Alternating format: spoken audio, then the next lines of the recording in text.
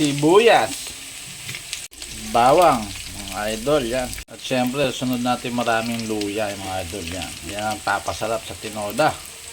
Ang yan, halo-halo lang ng konti, mga idol, para masangkot siya ang ating mga ricado, para mas lumasa siya sa manok, mga idol. At ayan, lalagay na natin yung puro Thai part yan. Slice ko lang, mga idol, para magkasya. Ayan. Ayan, haluin lang natin, mga idol.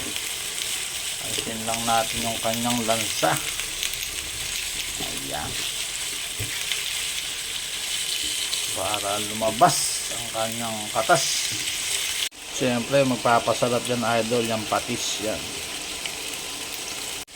Yan, mga idol, at ilalagay na natin yung isasama natin sa sangkutsa yung papaya para sabay na siyang lumalambot, mga idol. Yan, yan, papasarap dyan, sigurado yan, panalo.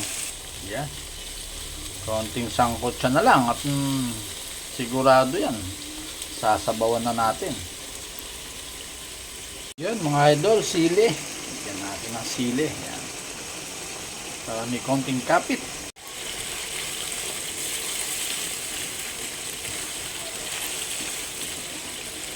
Yan, sangkot siya na siya, mga idol. Siyempre, lalagyan na natin yan ng sabaw ang magpapasarap dyan, mga idol. Yan. Wow. Knorr cubes, mga idol. Yan.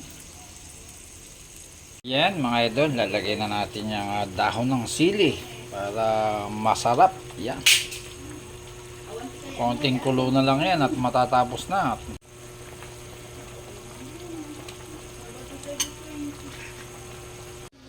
Yan, mga idol, yan ang ating finished product. At ayan, masarap yung sabaw niya kasi bagong luto siya.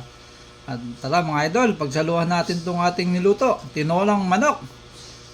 Salamat sa mga silent viewers. Bye bye.